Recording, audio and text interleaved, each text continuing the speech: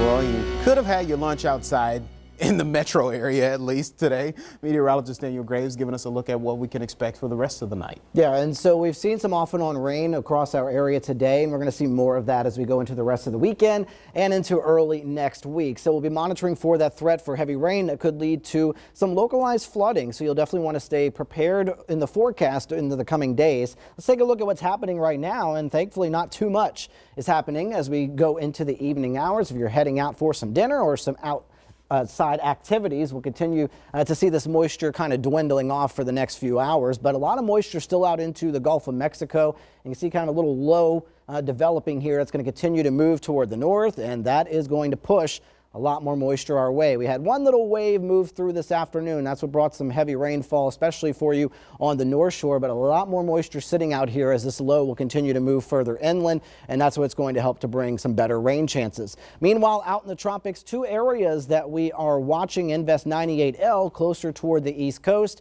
and newly formed tropical storm Dorian. We'll start with the one closer toward the U.S. 90% chance for tropical development over the next 3 to 5 days, but you see where it's headed, toward the northeast and away from the U.S. Meanwhile, of course, we've just had newly formed tropical storm Dorian, 40-mile-per-hour winds moving toward the west at 12, and it is expected to move into the Caribbean Sea as we go toward Tuesday and Wednesday of next week. Here's the forecast track, and you can see it's also going to be strengthening as we get toward Tuesday afternoon. Could strengthen into a Category 1 hurricane as it moves into the Caribbean near Puerto Rico, Haiti, and the Dominican Republic.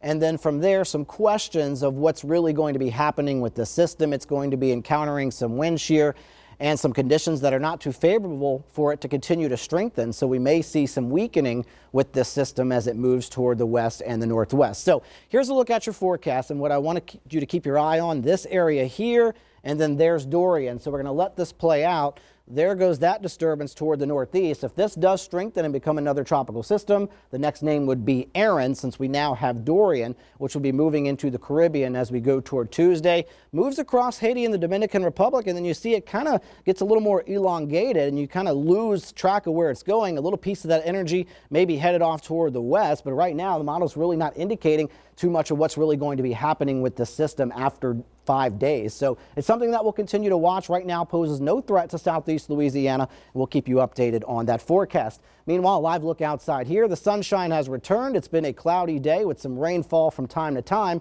and we're going to see some heavy rain over the next few days. Some street flooding possible, and then by the late part of next week, could see a cold front help to knock down that humidity some. So looking at your forecast here locally, not too much happening overnight. An isolated shower or storm possible. Going into the day tomorrow, we'll see some rain down toward the coast. And then again, those waves of showers and storms moving through. That's where the locally heavy rain comes into play. Scattered shower potential continues, especially into Monday, where in the morning we could see some heavier rain moving through.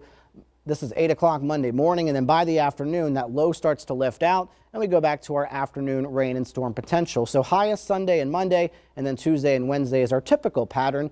If you want some cool air in, we'll try to get that in late into the week. You see some 60s and 70s to the north, so we stay pretty humid on this scale through about Wednesday. And then look what happens toward the end of the week. Some of that drier air moves in and may help to bring those temperatures down slightly as you go toward the end of the week. So we'll show you that on the 7-day forecast. High rain chances through Monday. Through the week, temperatures in the low 90s. North Shore could get some upper 60s Friday and Saturday, so it'd be a little bit nicer.